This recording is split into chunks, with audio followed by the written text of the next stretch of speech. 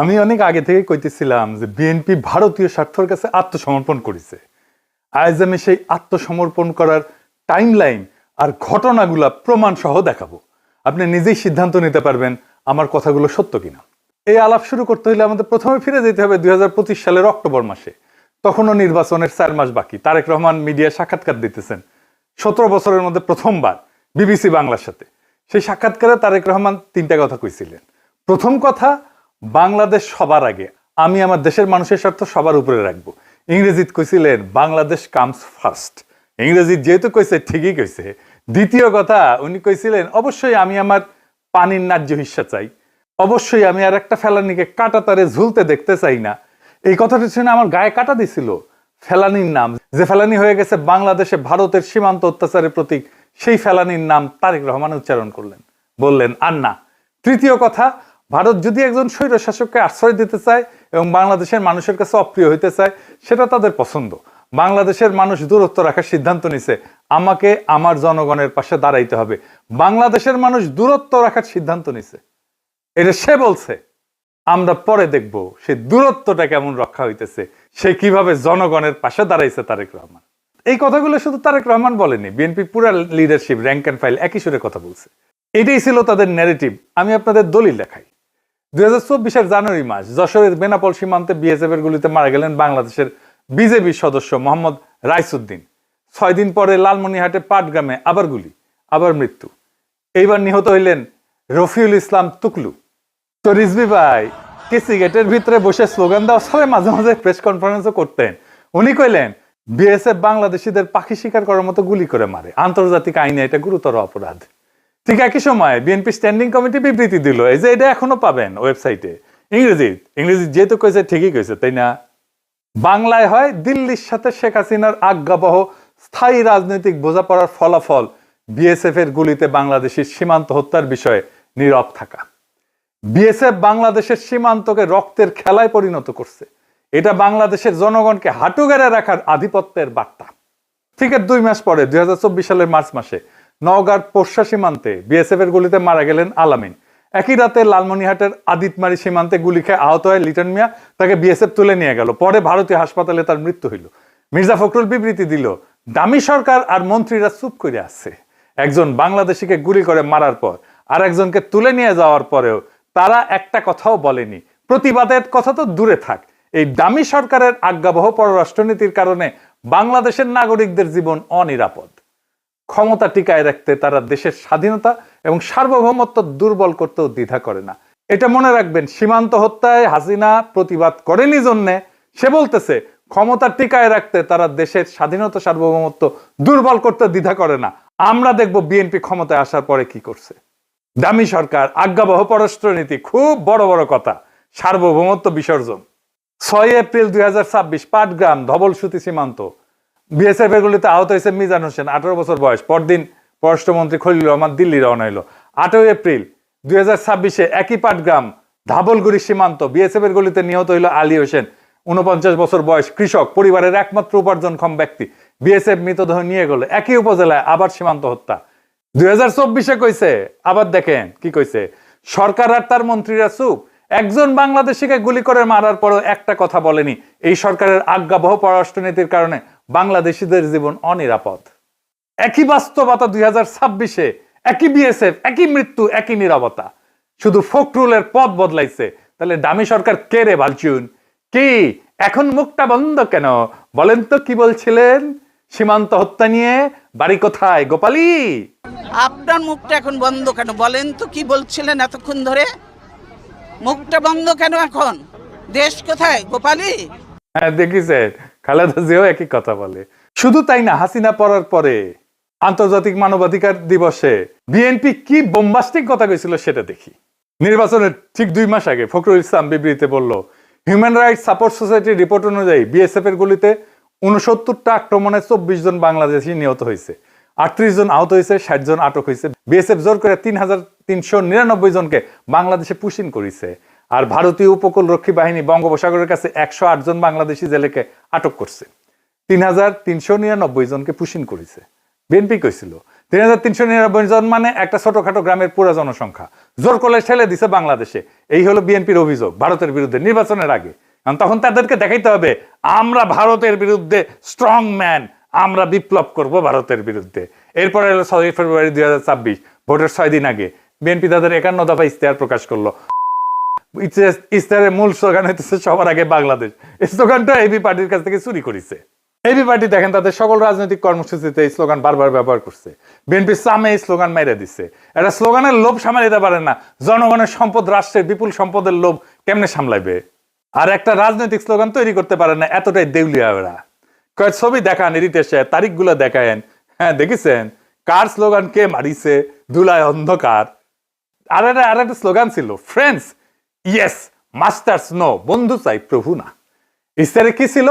সীমান্তে গুলিবর্ষণ বন্ধ করতে কঠোরতম অবস্থান, হাসিনা আমলের সব বিদ্যুৎ জ্বালানি চুক্তির পূর্ণ পর্যালোচনা, তিস্তার পানি, ফারাক্কা চুক্তি, এই সমস্ত বালসাল মেলা কিছু বলছিল। 2024 সালের জানুয়ারি থেকে 2026 সালে ফেব্রুয়ারি পুরো 2 বছর ধরে বিএনপির একটাই কণ্ঠস্বর, একটাই প্রতিশ্রুতি, একটাই অবস্থান। আমার সাথে তারেক রহমান নিজে বিএনপি ভারতীয় পণ্য বয়কট মুভমেন্ট করতেছে, আমরা একসাথে প্ল্যানিং করতেছি, এক্সিকিউট করতেছি। আর এই খলিলুর রহমান আমাদের সেই ভারতীয় পণ্য বয়কট মুভমেন্টের ন্যারেটিভ তৈরি করতে হেল্প করতেছেন। এই ছিল চুক্তি জনগণের সাথে ভোটের আগে। এখন প্রশ্ন, ক্ষমতা এসে এই চুক্তি কি ছুঁড়ে ফেলছে বিএনপি? আসেন এক এক করে দেখি। প্রথমে 25 সালের জানুয়ারি মাসে ফখরুল সাহেব বলছিলেন ক্ষমতা আসলে আমরা গত 15 বছরের সব বিদ্যুৎ জ্বালানি চুক্তি পর্যালোচনা করব। ওই দিন ফখরুলের পাশে বসেছিল ইকবাল হাসান মাহমুদ টুকু, একটা রিপোর্ট উপস্থাপন করছিলেন উনি। সেই রিপোর্টের নাম ছিল বিদ্যুৎ জ্বালানি খাতে দুর্নীতি। এই টুকু সাহেব সেদিন স্পষ্ট করে বলছিলেন এই চুক্তিগুলো ক্লোজ টেন্ডার করা হয়েছে, আইনি প্রক্রিয়াকে পাশ কাটায়, ক্ষমতাসীন দলের পছন্দের ব্যক্তিদের সুবিধা দেওয়ার জন্য। ক্লোজ টেন্ডার মানে অবৈধ প্রক্রিয়া, ক্ষমতা আসলে পর্যালোচনা করা হবে, বাতিল করা হবে, এটাই ছিল প্রতিশ্রুতি। নিজেরাই বলছে, আমরা বলি নাই। সে একই ইকবাল হাসান মাহমুদ টুকু শপথের দিন সাংবাদিকরা তাকে ঘিরে ধরে জিজ্ঞেস করলেন, স্যার আদানি চুক্তি কি বাতিল হবে? মন্ত্রী কি উত্তর দিলেন ইংরেজি, I need to do homework, we need to do lots of brainstorming. আমাকে হোমওয়ার্ক করা লাগবে, প্রচুর ব্রেনস্টর্মিং করতে হবে, মানে মগজের ঝড় তোলা লাগবে। এই জন্য সুপুরে এদের এত পছন্দ। হ্যাঁ দেখেন, বুঝলাম না। ঝড় উঠছে, বাইরে ঝড় উঠছে। তো ঝড় উঠুক না কেন, আমি তো ঝড় উঠাচ্ছি এখানে, ঝড় উঠুক। দেখেছেন ঝড় তুলতে পারে চুপ্পু, সেই জন্য ওকে এত পছন্দ। টুকু ভাই আপনার হোমওয়ার্ক লাগবে কেন? 14 মাস আগে কি হোমওয়ার্ক করেছিলেন? ক্লোজ টেন্ডার আইনি প্রক্রিয়া ভেঙে করা হয়েছে, এটা আপনি কইছিলেন। পছন্দের লোককে সুবিধা দেওয়া হয়েছে, আপনি কইছিলেন। এই তথ্য আপনার হাতে তখন ছিল। সেই তথ্য এখন 14 মাসে গায়েব হয়ে গেল? নাকি তথ্য বিরোধী দলে থাকার জন্য ছিল, মন্ত্রী হওয়ার পরে আর দরকার নাই? নাকি তখন হুদাই করেছিলেন বালসাল, মানুষজনকে ভাত তাপ্পা দেওয়ার জন্য, প্রতারণা করার জন্য? এরপরে ব্লুমবার্গ একটা রিপোর্ট প্রকাশ করলো, এখানে লেখা হইলো বিএনপি সরকার আদানি চুক্তি বাতিল করবে না, বিএনপি সরকার আদানি চুক্তি নেগোশিয়েট করবে, দাম নিয়ে দর কষাকষি হবে, চুক্তি থাকবে। বাহ, সব বরাবর হয়ে গেছে ইন্ডিয়ার সাথে, বুঝেছাও? বাতিলের প্রতিশ্রুতি ছিল, হইলো রিনেগোসিয়েশন, দেখাইলো মুরগি, খাওয়াইলো ডাল। এই হইতেছে বিএনপি। এই রিনেগোসিয়েশন কি হঠাৎ 16 ফেব্রুয়ারি পরে হয়েছে? হয়নি। এই সিদ্ধান্তের প্রস্তুতি অনেক আগে থেকেই চলতেছিল, এবং সে প্রস্তুতির একটা মুখ ছিল, একটা নাম ছিল শামা ওবায়েদ। 2024 সেপ্টেম্বরে প্রণয় ভার্মার সাথে বিএনপির যে প্রতিনিধি দল বৈঠক করছিল, সেখানে 4 জন ছিল। তার একজন ছিল শামা ওবায়েদ। কে কে করছিল? ফখরুল, সালাউদ্দিন, নিতাই রায়চৌধুরী এবং শামা ওবায়েদ। এবার বুঝেছেন তো নিতাই রায়চৌধুরী কোন কোটায় সংস্কৃতি মন্ত্রী হয়েছে? ইন্ডিয়া তার ন্যারেটিভ বাংলাদেশে পুশ করে আর্ট কালচার দিয়ে, সেই ফ্রন্টে কেন নিতাই রায়চৌধুরী? বুঝেছেন তো? যাই হোক, শ্যামা ওবায়েদের প্রসঙ্গ আছে। নিতাই রায়চৌধুরী সবসময় ইন্ডিয়ার সাথে মিটিং এ থাকে, আমি পরে আবার দেখাবো। শ্যামা ওবায়েদকে বিএনপির সেক্রেটারি জেনারেল ছিল প্রয়াত কে এম ওবায়দুর রহমানের কন্যা। এবং গুরুত্বপূর্ণ তথ্য হইতেছে 2025 সালের নভেম্বর পর্যন্ত এই শামা ওবায়েদ ছিল আমেরিকান নাগরিক, 2টা পাসপোর্ট। বছরের পর বছর এই শামা ওবায়েদ জানুয়ারি 2025 একটা সাক্ষাৎকার দিচ্ছেন। কাকে? ANI, এশিয়ান নিউজ ইন্টারন্যাশনাল, ভারতীয় সংবাদ সংস্থা, বিজেপির মাউথপিস, দিল্লি ভিত্তিক। ANI তাকে আদানি নিয়ে প্রশ্ন করলো, কি উত্তর দিলেন? নিজের কথায় পড়ে শোনায়, ইংরেজি যেহেতু কইছে তাহলে ঠিকই কইছে। এটা বাংলা হইতেছে, বাংলাদেশ একটা উন্নয়নশীল দেশ, শিল্পায়নের জন্য ক্লিন এনার্জি দরকার। আদানি গ্রুপ আগে এসে জ্বালানি প্রকল্পে যে বিনিয়োগে আগ্রহ দেখাইতেছে, এটা একটা পজিটিভ ব্যাপার। হ্যাঁ, বিএনপির নেতা ভারতীয় সংবাদ সংস্থাকে কইতেছে পজিটিভ আদানির বিষয়টা। নির্বাচনের 1 বছর আগে ইশতেহারে লেখা হলো হাসিনা আমলের বিদ্যুৎ জ্বালানি চুক্তির পর্যালোচনা করা হবে। স্ট্যান্ডিং কমিটির সদস্যরা বলছিলেন ক্লোজ টেন্ডার অবৈধ, বাতিল হবে, ফ্রেন্ডস ইয়েস মাস্টার্স নো। একদিকে দলের আনুষ্ঠানিক অবস্থান, অন্যদিকে দলের আর একজন নেতা ভারতীয় মিডিয়াকে দিতেছে আদানির জন্য পজিটিভ সার্টিফিকেট। দুইটা অবস্থান একসাথে চলতেছিল, সামনে বাতিলের বক্তৃতা, পিছনে আদানিকে সবুজ সংকেত। এভাবেই চলে দুই দিকে, বিএনপির দুই দিকে। সামনে এক জিনিস, গোয়াতার এক জিনিস বিএনপি। এই শামা আবেদের বাবা কে ছিলেন জানেন? K M Obaidur Rahman. ওনারা না চিনলে শামা আবেদের সিলসিলা বোঝা যাবে না। কে এম ওবায়দুর রহমান কে ছিলেন আসেন সেটা দেখি। কে এম ওবায়দুর রহমান প্রথম উল্লেখযোগ্য আওয়ামী লীগ নেতা, ছাত্রলীগ নেতা, যে বিএনপির মহাসচিব হয়েছিলেন। এই ফজা পাগলা প্রথম বিএনপি না, আর এই হাবিবুর রহমান হাবিব প্রথম বিএনপি না, ছাত্রলীগ থেকে। 1970-এর নির্বাচনে এমপি হয়েছিল, মুজিবুর আমলে প্রতিমন্ত্রী ছিল তার বাপ, বাকশালের নেতা, খন্দকার মোস্তাকের মন্ত্রী, আবার বিএনপির ভাঙ্গা আলাদা বিএনপি করেছিল 1988 সালে। এটা হয়তো অনেকে জানে না, কিন্তু মাথায় রাখেন এই শামা ওবায়দের পরিবারে আওয়ামী সিলসিলার উত্তরাধিকার আছে। এবার আসি সীমান্ত হত্যার প্রশ্নে। প্রথমত 12 দিন পরে প্রণয় ভার্মা সচিবালয়ে আসলে, মানে শিলং সালাউদ্দিনের দপ্তরে সালাউদ্দিন সাহেবের সাথে দেখা করতে। বৈঠক হইল ঘন্টাখানিক। বৈঠকের পর সালাউদ্দিন সাহেব বললেন, আমরা সীমান্তে কোনো হত্যাকাণ্ড দেখতে চাই না। ভারতীয় পক্ষ এই বিষয়ে আন্তরিক বলে জানিয়েছেন। আরে মরে যাই, কত আন্তরিক। বেশ কিছু অমীমাংসিত বিষয় আলোচনার মাধ্যমে সমাধান সম্ভব। আমরা প্রতিবেশী ভারতের সাথে পারস্পরিক সম্মান ও মর্যাদার ভিত্তিতে সম্পর্ক চাই। 16 মাস আগে এই লোকই কইছিল ব্লাড স্পোর্ট, মানে ওই যে স্থায়ী কমিটির মেম্বাররা যে বিবৃতি দিছে, রক্তের হোলি খেলা বলছিল এই লোক। দিল্লির নৃশংসতার অভিযোগ করছিল এই লোক, এই শিলং সালাউদ্দিন।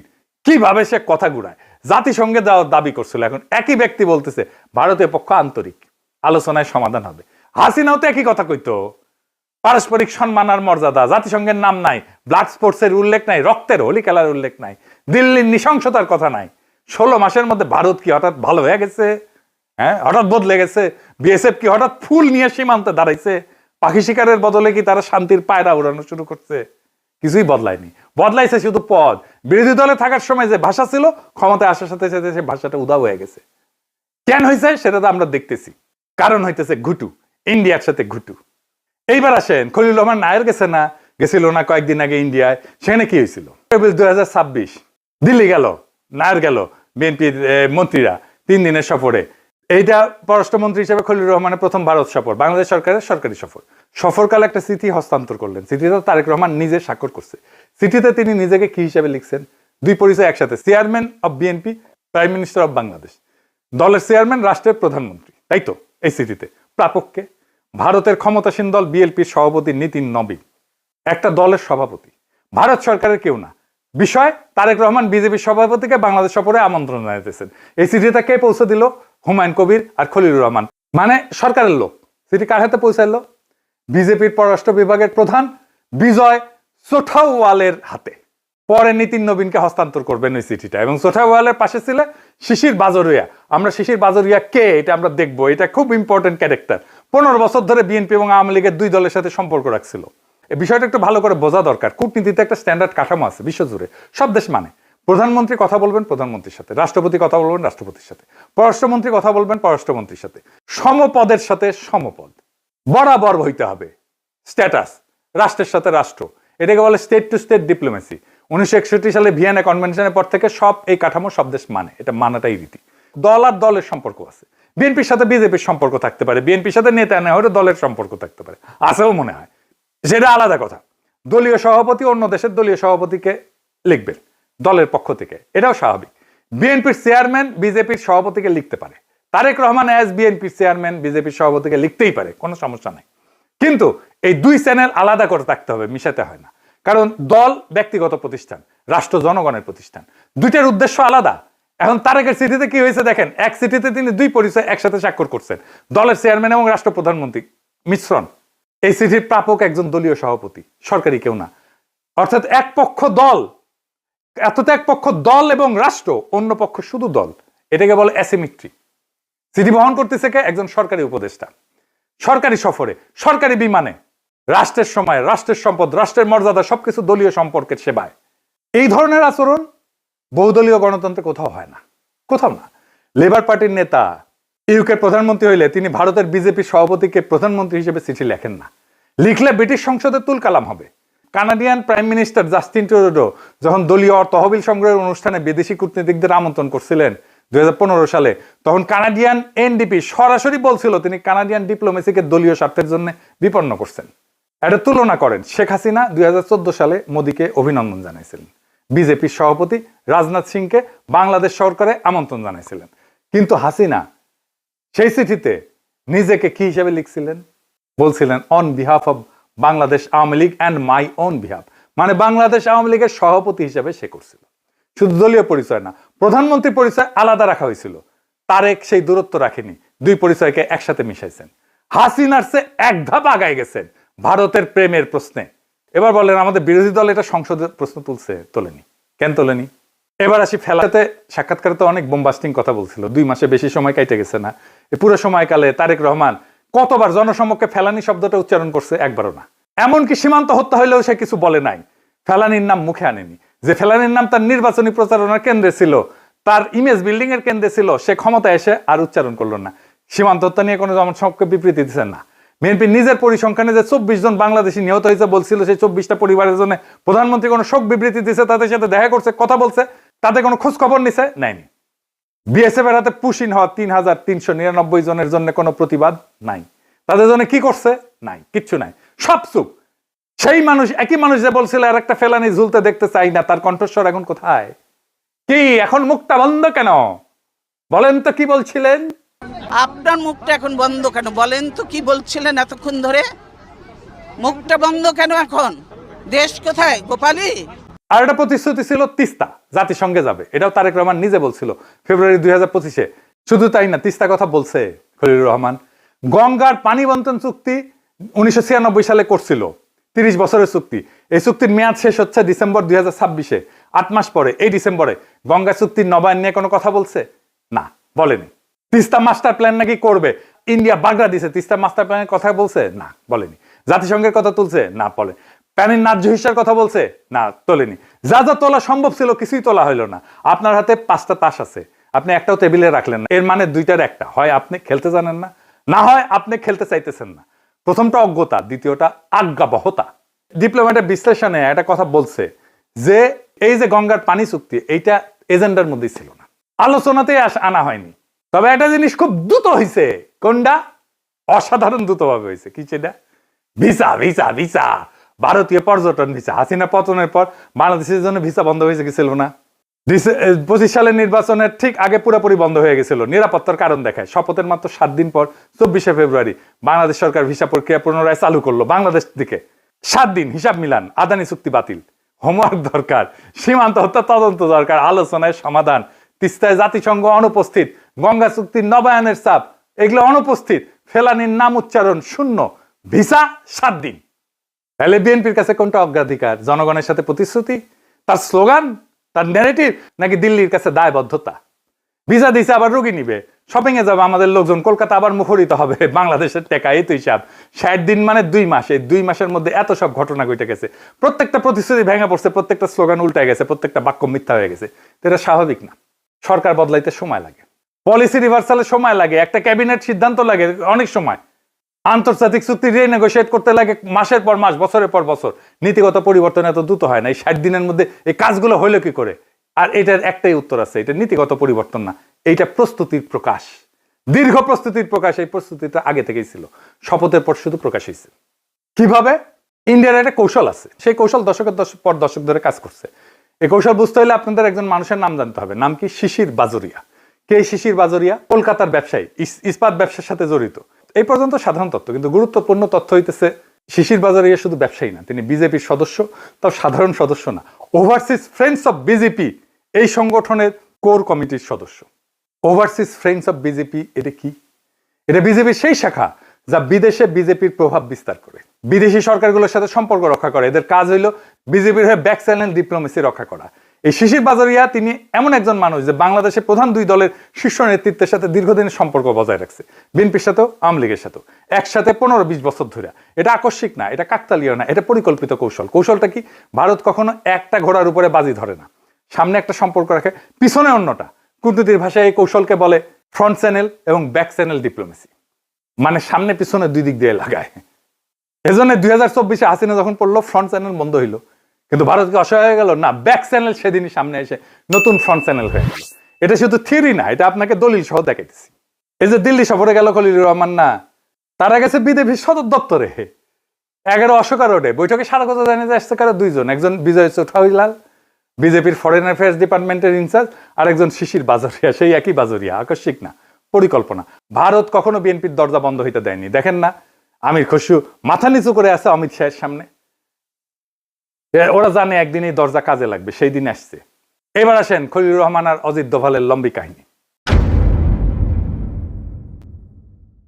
খলিলুর রহমানকে নিয়োগ দেওয়া হয়েছিল হাই রিপ্রেজেন্টেটিভ রোহিঙ্গা ইস্যু নিয়ে এবং প্রায়োরিটি অ্যাফেয়ার্স, উপদেষ্টা পদমর্যাদা, কিন্তু পদটা মনে রাখেন, রোহিঙ্গা প্রশ্নে উপদেষ্টা। নিরাপত্তা সংক্রান্ত কোনো পদ না, জাতীয় নিরাপত্তা কাঠামোর সাথে কোনো সম্পর্ক নাই, শুধু একটাই বিষয়, রোহিঙ্গা সমস্যা।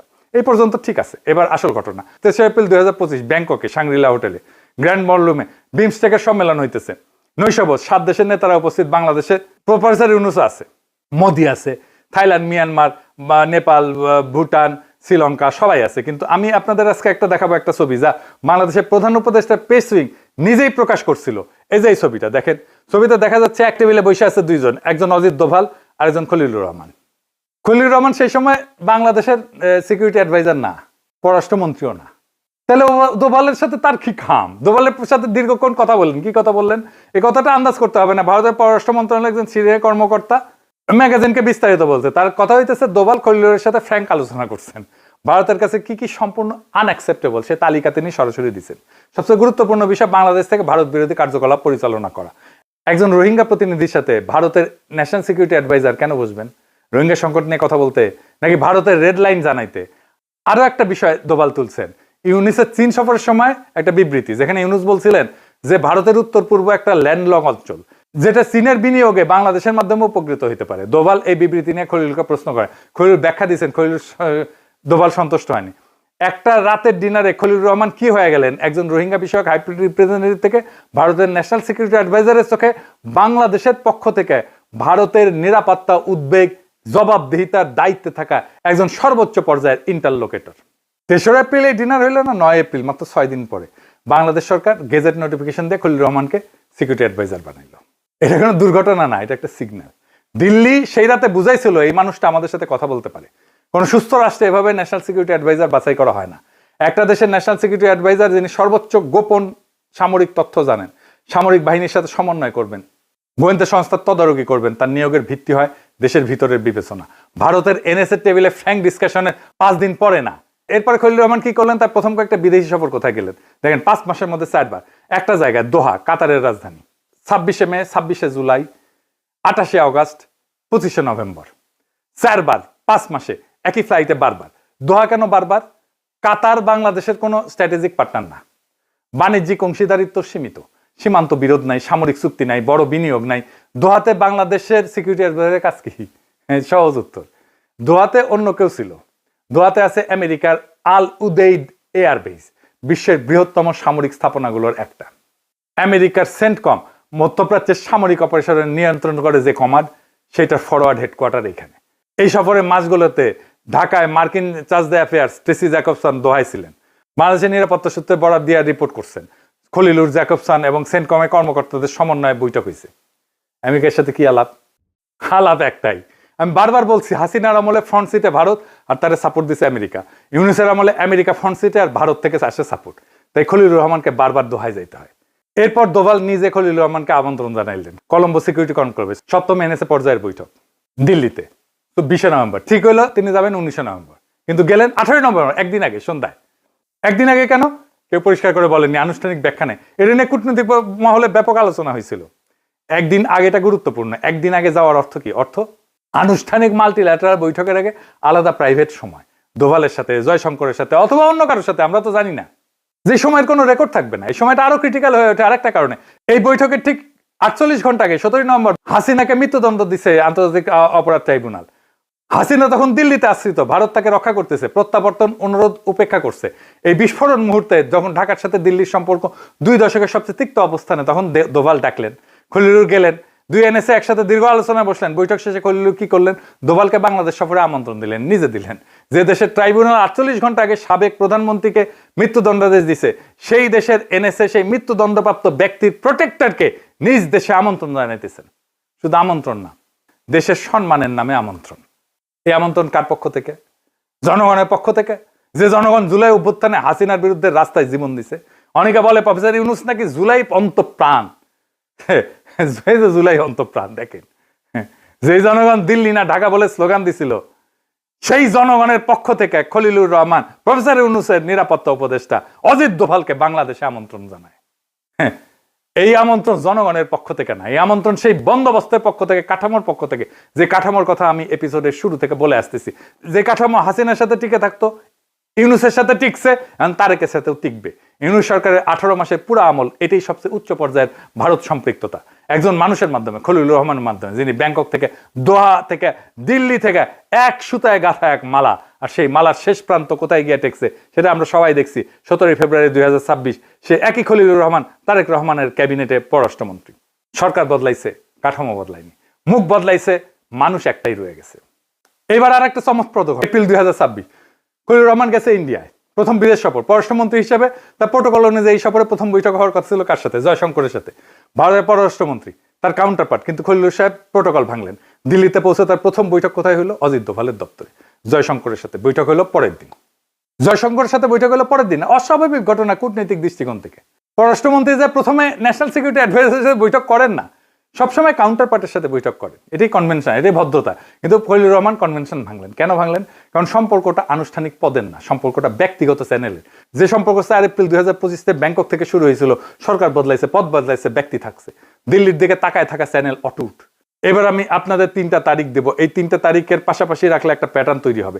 সে প্যাটার্নের একটা নাম আছে, নামটা আমি তারিখ দেখানোর পরে বলবো। প্রথম তারিখ 26 ডিসেম্বর, তারেক রহমান ওই দিন 17 বছর পর ঢাকায় ফিরলেন। 27 ডিসেম্বর ভারতের পররাষ্ট্র মন্ত্রণালয়ের সাপ্তাহিক ব্রিফিং। মুখপাত্র রণবীর জয়সওয়াল একজন সাংবাদিককে প্রশ্ন করেন, তারেক রহমান ফিরছেন, ভারতের প্রতিক্রিয়া কি? জয়সওয়াল বললেন, ভারত বাংলাদেশে অবাধ, সুষ্ঠু, অন্তর্ভুক্তিমূলক নির্বাচন সমর্থন করে। বিএনপি নেতার লন্ডন থেকে ফেরা এই প্রেক্ষাপটে দেখা উচিত। ভারত কিন্তু যে কোনো প্রার্থী বলেনি, ভারত সব দল বলেনি, ভারত বলছে বিএনপি নেতার ফেরা। একজন নির্দিষ্ট প্রার্থীর নাম উল্লেখ নির্বাচনের 48 দিন আগে। এটা ছিল ভারতের প্রথম আনুষ্ঠানিক বিবৃতি। দ্বিতীয় তারিখ 31 ডিসেম্বর 2025, তারেকের ফেরার 5 দিন পর খালেদা জিয়ার জানাজা। জয়শঙ্কর আসলেন, ভারতের পররাষ্ট্রমন্ত্রী ব্যক্তিগতভাবে জয়শঙ্কর খালেদা জিয়ার কফিনে ফুল দিলেন। তারপর তারেক রহমানের সাথে আলাদা বৈঠক। সেই বৈঠকে জয়শঙ্কর তারেকের হাতে একটা চিঠি দিলেন, তুলে দিলেন। সাথে শেখ খলিলুর রহমান, পররাষ্ট্রমন্ত্রী না, অবাক ব্যাপার না? এখানে তো পররাষ্ট্র উপদেষ্টা তৌহিদ সাহেবের থাকার কথা। চিঠিটা কার? মোদির। ভারতের প্রধানমন্ত্রী নরেন্দ্র মোদী ব্যক্তিগত সই করা একটা চিঠি তারেক রহমানের উদ্দেশ্যে। চিঠিতে কি লেখা ছিল? লিখলেন, খালেদা যে আইডিয়াল, সেই আইডিয়াল তারেক রহমানের নেতৃত্বে আগায় যাবে। এই আইডিয়াল ভারত বাংলাদেশের মধ্যে ডিপ হিস্টোরিক পার্টনারশিপের গাইডিং লাইট হিসেবে কাজ করবে। গাইডিং লাইট, যে খালেদা জিয়াকে অসুস্থ অবস্থায় জেলে রাখার পরে কিছুই বলে নাই ইন্ডিয়া, সে এখন গাইডিং লাইট হয়ে গেছে। আপনাকে যদি কেউ বলে আপনি আমার গাইডিং লাইট হবেন, আপনার নেতৃত্ব তাহলে মেনে নিতেছে, তারা আপনাকে অনুসরণ করবে। এই শব্দটা কূটনৈতিক ভাষায় বিরল। মোদী এই শব্দ ব্যবহার করলেন তারেক রহমানের উদ্দেশ্যে নির্বাচনের 43 দিন আগে, ব্যক্তিগত চিঠিতে পররাষ্ট্রমন্ত্রীর হাতে। তৃতীয় তারিখ 10 জানুয়ারি 2026। আরো 10 দিন পরে গুলশানে বিএনপি অফিসে 5টার দিকে ভারতীয় হাই কমিশনার প্রণয় ভার্মা আসলেন। যথারীতি নিয়মিত বৈঠক। কতক্ষণ চলল বৈঠক? 40 মিনিট, অল্প সময় না, গুরুত্বপূর্ণ আলাপ। বৈঠকের পর ভার্মা চলে গেলেন, হুমায়ুন কবির ব্রিফিং দিচ্ছেন। বলতেছেন মোদী তার নবনির্বাচিত বিএনপি চেয়ারম্যানকে অভিনন্দন জানাইছেন। তিনি তখন বিএনপি চেয়ারম্যান হয়েছেন। তিনি এক্সপেক্ট করতেছেন যে বাংলাদেশের ভবিষ্যৎ তারেক রহমানের নেতৃত্বে পুনর্নির্মিত হবে। লক্ষ্য করেন, হুমায়ুন কবির আশা বা চাওয়া বলেনি, ইংরেজিতে বলছে এক্সপেকটেশন, প্রত্যাশা। আশা আর প্রত্যাশা এক অর্থ না। প্রত্যাশা মানে প্রায় দাবি, we expect this to happen. একজন বিদেশি প্রধানমন্ত্রী এক্সপেকটেশন প্রকাশ করতেছে বাংলাদেশের ভবিষ্যৎ তারেক রহমানের নেতৃত্বে পুনর্নির্মিত হবে নির্বাচনের 33 দিন আগে। ভোটের বাক্স তখন খুলেই নাই, ইসি প্রার্থী তালিকা চূড়ান্ত করে নাই। কূটনীতিতে একটা স্ট্যান্ডার্ড ভাষা আছে, যখন একটা দেশ অন্য দেশের নির্বাচন নিয়ে কথা বলে তখন তারা বলে আমরা যে কোনো নির্বাচিত সরকারের সাথে কাজ করতে প্রস্তুত। এটা হলো রেখা, রেড লাইন। এই রেখা অতিক্রম করা যায় না, কারণ এর বেশি করলে সেটা অন্য দেশের নির্বাচনে হস্তক্ষেপ হয়ে যায়, সার্বভৌমত্বের লঙ্ঘন হয়ে যায়। মোদী এই রেখা অতিক্রম করছেন 3 বার। প্রথমে পররাষ্ট্র মন্ত্রণালয়ের বিবৃতিতে, তারপরে ব্যক্তিগত চিঠিতে, তারপরে হাই কমিশনের মাধ্যমে। কূটনীতির ভাষায় এটা একটা নাম আছে, এটা হচ্ছে প্রি লেজিটিমাইজেশন, মানে পূর্ব বৈধতা। ভোট শুরু হওয়ার আগেই একটা নির্দিষ্ট একজন প্রার্থীকে বৈধ, কাঙ্ক্ষিত এবং গ্রহণযোগ্য ঘোষণা করা, যাতে জনগণের হাত থেকে বিকল্পের ধারণাটাই সরায় দেওয়া যায়। ভোটে ভারতের ভূমিকাটাই ছিল এইটা।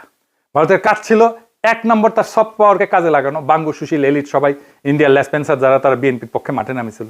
ফন্দের আলো, দিল্লি স্টার, সব মিডিয়া গেল তাদের পক্ষে। 2 নম্বর ফলাফল নিজের পক্ষে আনা, নিজের প্রয়োজনীয় ফলাফল হিসেবে সাজানো। এটা নিশ্চিত করা যে যে দল ক্ষমতায় আসবে সেই দল আগে থেকেই দিল্লির ভাষা বুঝে নেবে, আগে থেকে দিল্লির প্রত্যাশা মেনে নেবে। সেটা তারা করছে, ভোটের বাক্স খোলার অনেক আগেই করছে, 3বার বার্তা পাঠায়। এইবার সংক্ষেপে একটু হুমায়ুন কবিরকে বলে নি। হুমায়ুন কবির সম্পর্কে অনেকেই জানে না। কে হুমায়ুন কবির? হুমায়ুন কবিরের প্রথম দল কোনটা ছিল জানেন? বিএনপি না, ব্রিটিশ লেবার পার্টি, ব্রিটিশের সরকারি দল। লেবার পার্টির বেন্থাল গ্রিন এবং বাউথ কনস্টিটিউয়েন্সির সেক্রেটারি ছিলেন। এটা পূর্ব লন্ডনের একটা বাংলাদেশে অধ্যুষিত কনস্টিটিউয়েন্সি। 2008 সালে তিনি লেবার পার্টি ছেড়ে যোগ দিলেন বিএনপিতে, লন্ডন বিএনপির কাজ শুরু করলেন।